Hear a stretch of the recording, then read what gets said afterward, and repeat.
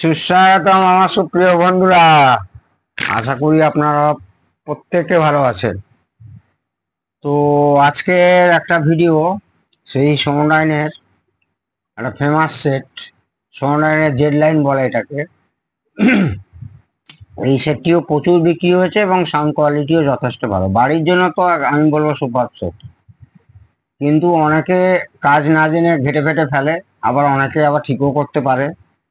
Transistor number আমার সারা মানে এর ইকুইভ্যালেন্ট ট্রানজিস্টার, অর্থাৎ এই যে পাওয়ার আউটপুট ট্রানজিস্টার গুলো, এই যে দেখছেন পাওয়ার আউটপুট ট্রানজিস্টার, এখানে চেঞ্জ করা হয়েছে। এবং কি করে বুঝবেন আপনারা চেঞ্জ করতে হবে কিনা সেটা হাতে আসছি। এই যে আমি দেখাচ্ছি সুপ্রিয় বন্ধুরা, এই দেখুন। তো প্রচুর ফোন আসে আমার কাছে, মানে সারা ওয়েস্ট বেঙ্গল, কেন ওয়েস্ট বেঙ্গলের বাইরে থেকেও আসে যে এর সাবস্টিটিউট কি লাগাবো।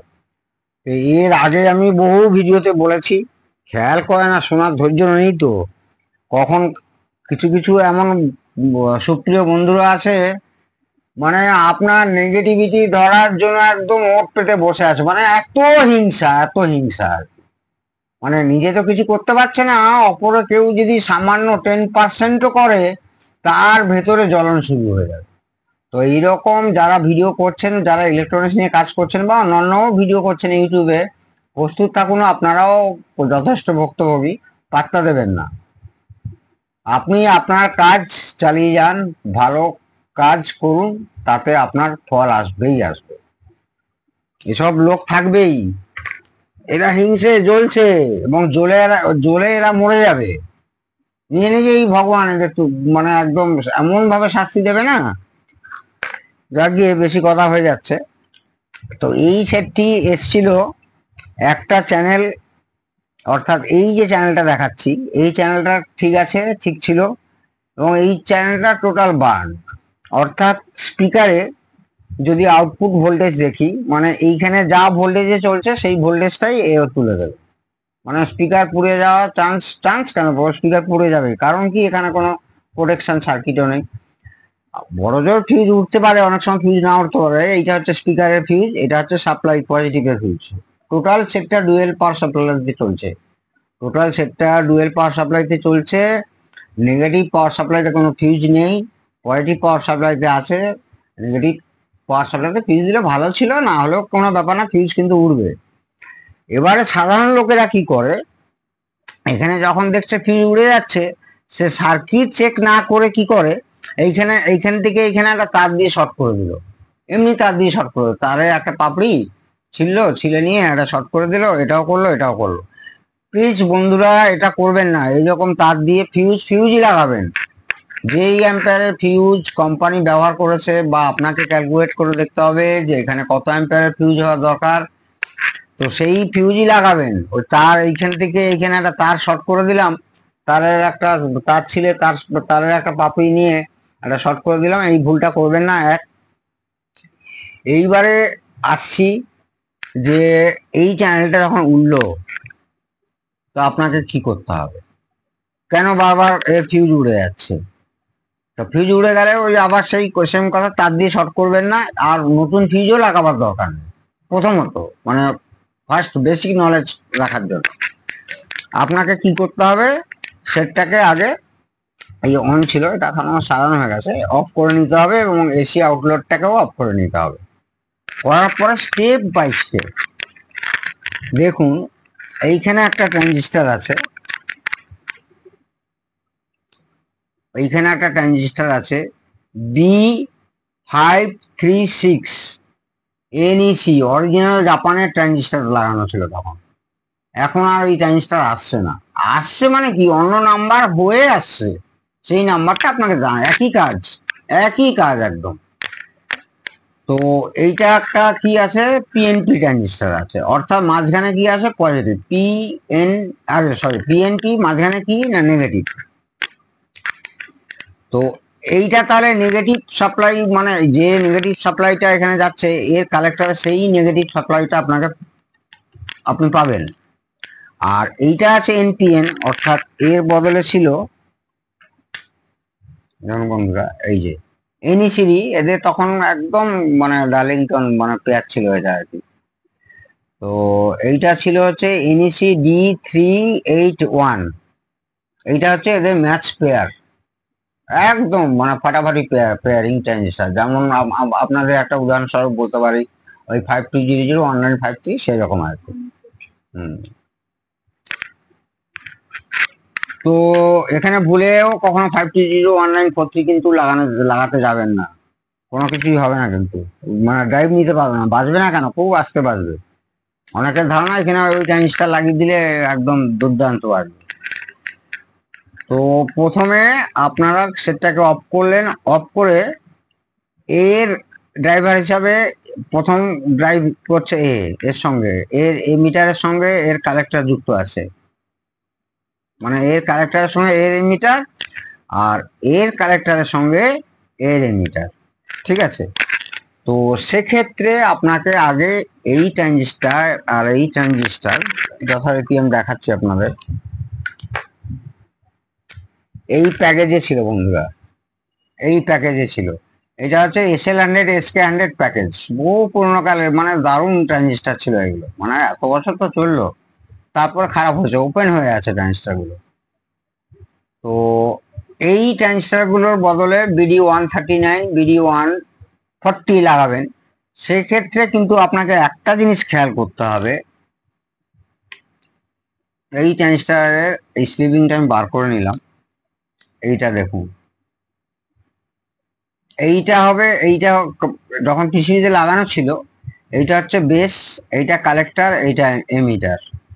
এবার এর বদলে যখন আপনি ওই বিডি টাইপ প্যাকেজ লাগাতে চাইছেন, তখন একটু খেয়াল রাখতে হবে আপনাকে, এর কিন্তু এর যেমন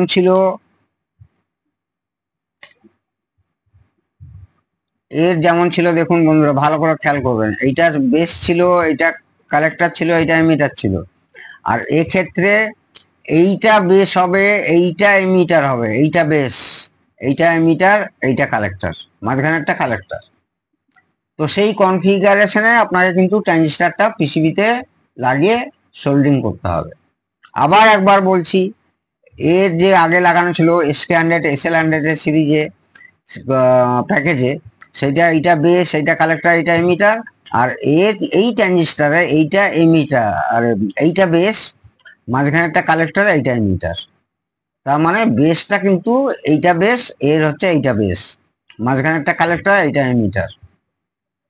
খুব ভালো করে দেখে রাখবেন, না কাজ করার সময় নাহলে বারবার পজ করে, বা আপনারা ওই কি বলে স্ক্রিনশট নিয়েও রাখতে পারেন, দিলে আপনাদের কাজে সুবিধা হবে। তো সেক্ষেত্রে এই দুটো ট্রানজিস্টারকে আগে তুলে ফেলবেন, তুলে আপনারা মিটারে নিশ্চয়ই ট্রানজিস্টার মাপতে জানেন, সব মাপার পরে দেখবেন একটা না একটা ফল্ট বেরোবেই বেরোবে। প্রথমে এটা চেঞ্জ করলেন, এটা চেঞ্জ করলেন, মানে দুটোই খুলে ফেলবেন, খুলে ফেলার পরে দেখবেন খারাপ বেরোবে। আবার তখনই দেখবেন যে এর দুটো যদি খারাপ হয়, এই আউটপুট লাস্ট, মানে যে ট্রানজিস্টার যেখান থেকে আউটপুট হচ্ছে, এটা কমন এমিটার আউটপুট আছে, তো এই রেজিস্ট্যান্স দুটো কমন মিটিং করে এইটা হচ্ছে স্পিকার আউটপুট আছে, এই যে এইখানটা এটা হচ্ছে স্পিকার আউটপুট, এইখানের কয়েলটা গিয়ে স্পিকার আউটপুট গেছে। তখন আপনাকে এই ট্রানজিস্টারও দেখতে হবে, একবার মেপে দেখে নিলেন, মানে লাইন দেওয়ার আগে, সাপ্লাই দেওয়ার আগে এই দুটো চেক করলেন, এর বদলে কি লাগাতে হবে আমি তো আপনাদের দেখিয়ে দিলাম। আর এই দুটোর বদলে, অর্থাৎ কিনা এই দুটো যেটা খোলা আছে এগুলো খারাপ আছে, এই দুটোর বদলে, যেমন এটার বদলে এটা NPN আছে, এটার বদলে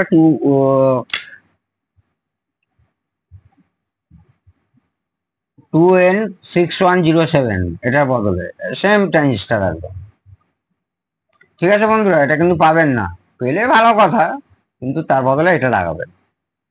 আর এর বদলে লাগাবেন এইটা D381 এর বদলে লাগাবেন 2N6292। আরো অনেক ট্রানজিস্টার আছে, হাজার একটা ট্রানজিস্টার আছে, এখানে লাগানো যাবে, আমার কাছে হাতের কাছে এগুলো ছিল, লাগাচ্ছে একদম সেম, মানে একেবারে ফটোকপি, চোখ বুঝে লাগাতে পারেন, একদম ঠিক চলবে, একদম ফটোকপি। তো এটা একটা গুরুত্বপূর্ণ জিনিস, যারা আমার আগের ভিডিও না দেখেছেন আবার দেখতে পাচ্ছেন, আমারও সৌভাগ্য, আপনাদেরও সৌভাগ্য যে আবার দেখাচ্ছেন স্যার। তো এইভাবে যদি আপনারা এই চিকিৎসা করেন, সাকসেস পাবেনই পাবেন। আর এই রেজিস্ট্যান্স গুলো দেখছেন যে জ্বলে গেছে, এগুলো খুব কম পাওয়ারের রেজিস্ট্যান্স, খুব কম খারাপ হয়, ওই 0.33 0.5 ওহমস এরকম আছে। এইটা 10 ওহম, সেটা অনেক সময় খারাপ থাকতে পারে, এটাও চেক করে নেবেন একবার। তারপরে দেখবেন সব ঠিক আছে, তারপরে সিরিজে লাইন দেবেন। লাইন দেওয়ার পরে এই ধরনের ভোল্টেজ পাবেন। আমি দেখছি বন্ধুরা, যেমন এর কালেক্টর ভোল্টেজ দেখবেন আগে, প্লাস এই মাইনাস পাবেন -22, একদম পারফেক্ট। সেরকম এইটার ক্ষেত্রে, এই ট্রানজিস্টারের ক্ষেত্রে +22 পাবেন। দেখুন +22 একদম ঠিক। এইবারে বেস ভোল্টেজ দেখবেন, কালেক্টর ভোল্টেজ দেখবেন, আর লাস্ট এই যে ইনপুটের দুটো এ থাকে, ট্রানজিস্টার থাকে, যার কিনা ইমিটার ভোল্টেজ সবসময় আপনার ওই 0.7 বা 0.6, এটাও দেখতে ভুলবেন না। এই বেস, এটা কালেক্টর, এটা ইমিটার, বেস কালেক্টর ইমিটার মানে এইখানে পাবেন 0.09, ঠিক আছে। তো 0.09 একটু বেশি হচ্ছে, দেখতে হবে সেটা। 0.09ও চলবে, আপনার সেট রানিং হয়ে যাবে। আর এখানে একটা জেনার ডায়োড আছে 6.2 ভোল্ট। এটা অনেকেই আমাকে কোশ্চেন করেছেন, স্যার এটা কি ট্রানজিস্টার নাকি, ট্রানজিস্টার হলে দুটো লেগ কেন? এটা একটা জেনার ডায়োড 6.2 ভোল্টের, দেখুন 6.3 ভোল্ট দেখাচ্ছে, ঠিক আছে বন্ধুরা। তো এইভাবেই সিরিজ কানেকশনে চেক করলে আপনারা সাকসেস পাবেনই পাবেন। আর এইভাবেই আর একটা চ্যানেল আপনার রেডি হয়ে যাবেই অবশ্য। মেন হচ্ছে ট্রানজিস্টারের সাবস্টিটিউট, যেটা কিনা আজকে আমি বলে দিলাম। এর অনেক আগেও আমি অনেক ভিডিওতে বলেছি এই সোনোডাইনের এই সেটটি আবার অন্য সোনোডাইনেও ব্যবহার হয়, যেমন 2061 2060, তাতেও এইভাবে সেম সার্কিট। দেখুন আমি দেখাচ্ছি, এটা একটা 2060 বা 2061 এর সার্কিট, এতেও কিন্তু সেম অ্যাম্প্লিফায়ার। এইটা যেমন একটা বোর্ডে এরকম বানিয়েছে, আর এইটাও একটা বোর্ডে এই পাওয়ার অ্যাম্প্লিফায়ার আউটপুট, আর এখানে হচ্ছে উইথ একই বোর্ডে প্রি অ্যাম্প্লিফায়ার, অর্থাৎ বেস টেবিল প্রি অ্যাম্প্লিফায়ার 4টে ট্রানজিস্টার দিয়ে করা হয়েছে। এইটা শুধু পাওয়ার অ্যাম্প্লিফায়ারের, কিন্তু সার্কিটটা সম্পূর্ণ এক।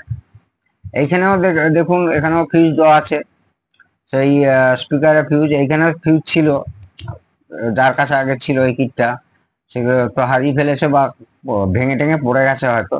মানে এখানেও একটা ফিউজ থাকবে, এখানেও একটা ফিউজ থাকবে, এখানে এখানে এখানে এখানে। তো এনিওয়ে, এই যে দেখতেই পাচ্ছেন, এই যে শর্ট করা আছে, দেখুন এই যে দেখুন বন্ধুরা, শর্ট করা আছে। এই শর্ট কিন্তু আপনারা ভুলেও করবেন না, ফিউজের যা ভ্যালু সেই ফিউজই লাগাবেন।